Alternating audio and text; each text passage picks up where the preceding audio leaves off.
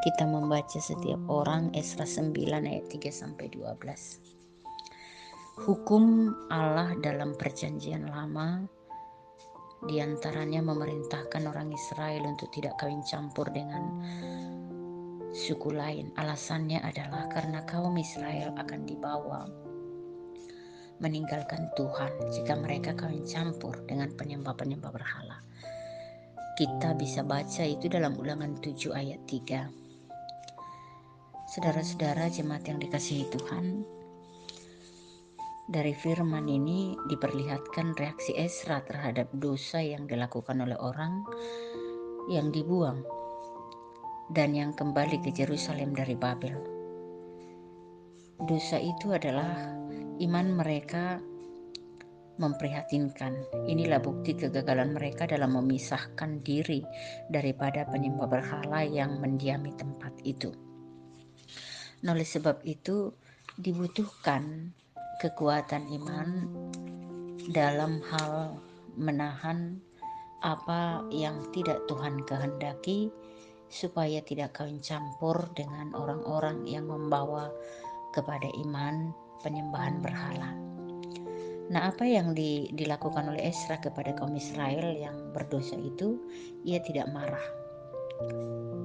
Esra bukanlah tipe pemimpin yang suka menghakimi, menuduh dan mempersalahkan orang-orangnya. Tetapi dia sangat merindukan pertobatan kaumnya. Oleh karena itu, dengan sikap itu menunjukkan bahwa mereka menahan diri dari segala hal, bahkan tidak makan dan tidak minum untuk berpuasa berdoa kepada Allah. Mereka selama beberapa hari setelah korban petang, Esra bangkit, menadahkan tangannya kepada Tuhan dan mengakui akan berdosanya mereka di hadapan Tuhan. Jadi Esra sebagai pemimpin dalam doanya kepada Tuhan mengakui betapa berdosanya bangsa itu. Bapak Ibu Saudara-saudara, hal ini menjadi pelajaran berharga bagi kita. Secara jelas kita dapat melihat bahwa Esra tidak malu mengaku akan dosa-dosa mereka di hadapan Tuhan. Dia tidak menyembunyikan dosa bangsa di hadapan Tuhan, tetapi dia terbuka dan memohon supaya Allah mengampuni dosa-dosa mereka. Dan itulah yang diinginkan oleh Tuhan. Kita bisa membaca Galatia 5 ayat 19-21. Dari semua itu bahwa kita perlu belajar kepada Esra yang datang mengaku dosa menghadap Tuhan. Bahkan dalam pengakuan dosa yang dilakukan, Esra berpuasa. Esra berpuasa bukan untuk mendapatkan pengampunan, tetapi dengan berpuasa, dia dengan kesungguhan hati datang merendahkan diri dan sujud di hadapan Allah.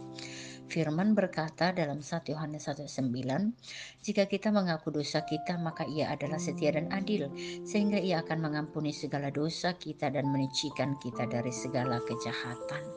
Biarlah firman ini menolong kita supaya kita tidak malu untuk mengaku dosa kita di hadapan Tuhan, sebab itulah yang diinginkan oleh Tuhan, dan Dia akan mengampuni setiap orang yang datang kepadanya. Amin.